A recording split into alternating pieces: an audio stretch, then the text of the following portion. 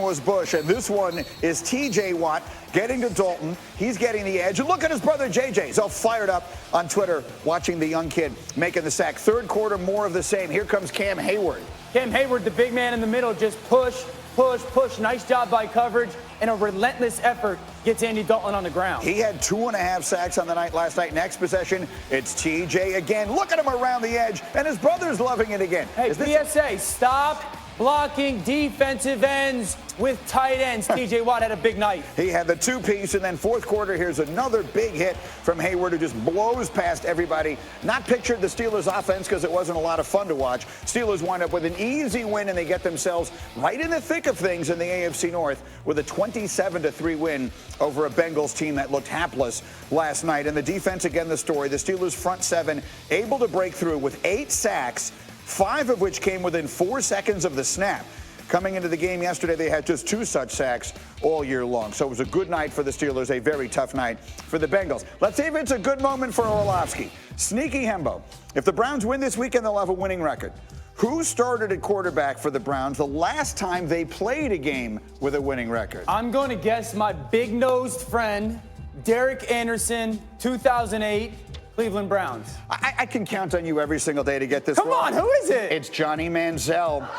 Johnny Manziel started. Come on, this is not true. He started week 15 of 2014. Brian Hoyer began that season. They were 7-6. Football, who would have known? Johnny Football was the answer to the question. Let's talk about the Browns a little bit because it's been sort of an up and down start for them offensively. They kicked off the season with a 30-point loss against the Titans and mustered just 13 points in doing it. Baker Mayfield accounted for all 3 turnovers, and the Titans turned those into 21 points. The following week, Cleveland beat the Jets 23-3. Mayfield and Odell connecting on an 89-yard touchdown in the third. Beckham had 161 yards in that game. Then they mustered just 13 points in a home loss against the Rams in week 3. Mayfield threw 3 straight incompletions at the 4-yard line before getting picked off in the end zone at the end. And then the offense was at its best this past Sunday. And it was at its best running through Nick Chubb, who had a great game, 165 yards, second most in his career. Look at him go. Look at him go. And as a consequence, the Browns wound up getting the win and really seemed to turn things around. We talked about last week how they were ranked near the bottom in scoring, in first downs, in third down conversions. This weekend, everything changed. They were up nearly 20% on third downs, while converting in the red zone was up 30%. So we look at this Browns offense. I guess the real question is, whatever was the problem, did they solve it? Are you now totally on board with the Browns offense? Absolutely, because they saw the light. You know, they went back to what Freddie Kitchens did for this team last year. They went under center, 23 snaps under center, which is not what they were the first 3 weeks. They got the ball out of Baker's hands. Baker was holding the football. It was exposing that offensive line. They got the ball out of his hands. Then they used a ton of play action, which allowed. It was a quick play action where it was this flash fake, and I get the defense to suck up, get the ball to Baker's hands. They got the ball to their athletes. It was Chubb. It was Jarvis Landry. So a really good job of Freddie Kitchens going, you know what? Stop trying to be somebody I'm not. Let me run this offense through my quarterback and my running back. Graziano, what are you hearing about the Browns? Yeah, I think if they can get 165 and 3 touchdowns from Chubb every week, they'll be real fired up. But I don't think they believe that that's going to happen. They want to get Odell Beckham more involved. The Browns see this as a step in the right direction, but not necessarily everything's fixed. And one guy who was scouting that game told me the Browns didn't look as good to him as the Ravens looked bad. So it's something to think about with that Baltimore defense right now, too. And let me turn to my friend from LSU, Mr. Swagoo, and ask the following question. All may be, fine and dandy when you win football games. But Odell Beckham has 2 catches for 20 yards every week. How's that going to go? Not good. Very bad. All right? And look, I know Odell, I know Jarvis. These dudes are uber competitors. The number one thing is, let's everybody remember, Odell Beckham is a $100 million receiver because he catches a lot of footballs, touchdowns, and he goes for a lot of yards.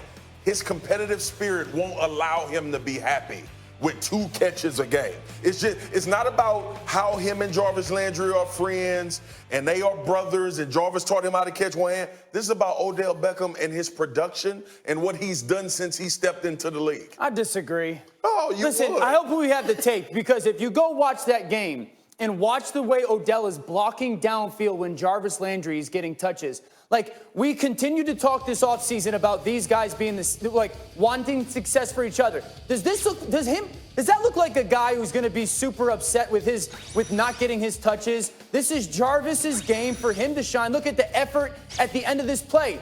Odell, yes, he's competitive and he wants the football, of course, but he's not going to sit back and go, oh my goodness, that's his boy. And as long as they're winning, you can't debate the tape, Marcus. You cannot debate the tape. Watch the guy block downfield. Because he plays hard all the time. Dan, exactly. Are you and I going to sit on national TV with all these people watching? Yeah.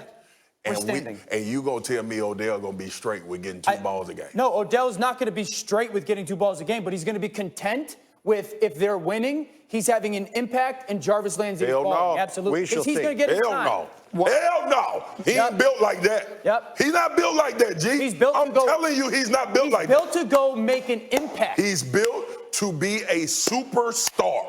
And he is.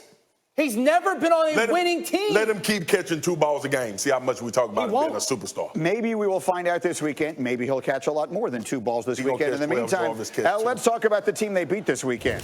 Yeah, it's the Ravens. After a hot start to 2019, Lamar Jackson having a little bit of a back to life, back to reality with losses against the Chiefs and the Browns. And let's be honest, if you look back at the first game that the Ravens had, right?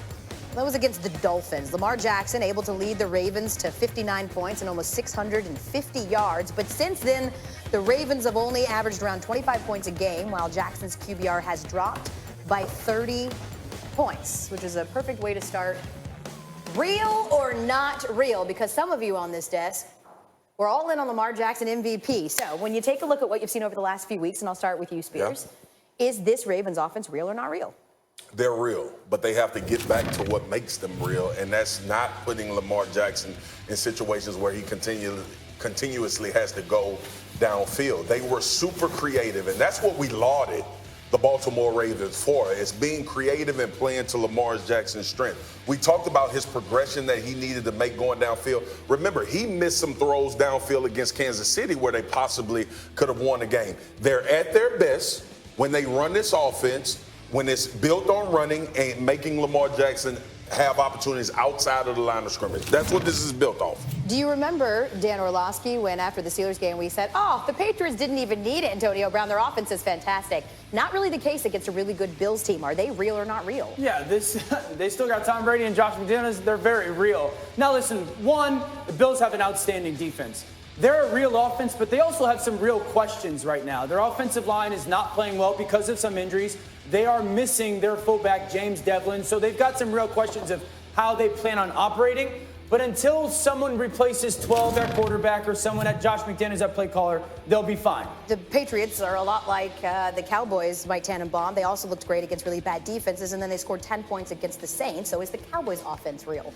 They are real, but there are some concerns. The Saints had the perfect blueprint to slow down the Cowboys. Dak Prescott completed 31 passes in the pocket, but for only 223 yards. If they could shut down, if the opposing team can shut down Amari Cooper, they don't have another weapon right now to stretch the field. That's a big concern for Dallas, but right now they're still real. Spears, every single performance for Dak Prescott is going to be magnified, right, because he's in a contract year. Based on what you saw, how do you think the Cowboys stand with Dak? They stand in the same position. That's the reason why he's not already paid $36, $37 million, because of games like this. Look, what Dak Prescott has done at the beginning of the season was justifiable for him to be one of the highest paid quarterbacks. But this is the pause for the Dallas Cowboys, these type of performances. When we get into a conversation of if a guy should be paid and it should be magnified to that point, it's about lifting your team in wins like this. It has nothing to do when everything is going great and how great Kellen Moore is. But Marcus, for somebody that's looked for Dak Prescott's of the world for 25 years, he is tough, he is durable, he is productive, he has gone to the playoff games. There's a lot to like, and to replace that player is really difficult. So he's not perfect, like I said, only 223 yards from the pocket, not ideal, but you can win a lot of games with Dak Prescott. So wait. Let me get this right. So Dak is lighting the league on fire the first 3 weeks. He plays on the road in a hostile environment versus a defensive line that whooped up his offensive line. He didn't fumble. Jason Witten did. Yep. He didn't fumble. Zeke did. Yep. They only ran 54 plays. and they only ran the ball for like 35 yards. So because he has 3 great weeks and is really probably in the short list for MVP of the NFL, and then plays one, I would just call it an average game, we're going to have some concerns about Dak. Wait, hold on. This is not my concern. Let's read the whole book on this situation based on everything we've been talking about. Why do you guys think Dak hasn't got why hasn't that contract been prioritized over all the other ones? I think they've made a mistake. I've said that from the beginning. When you pay La'el Collins and Jalen Smith and everybody else first, Mike, you're making it's fine. It's fine if you want to. It's fine if you want to think that they made a mistake. All I'm saying, I still think Dak should be paid. Right. Everybody out there, Swagoo thinks Dak should still be paid. You just went third person. The pause is because of games like this. But That's like my what point. though, Marcus? That's the question. Like, are you paying him 30 or are you paying him 38? But that are you? I'm paying them 30. You're not paying him 38. I'm not. So if you're the Cowboys, you're going. This is the reason they haven't. Is my point. This is the reason they haven't. I have to wrap it here. This is why Tannenbaum is right, because they could have paid him 30 a few months ago.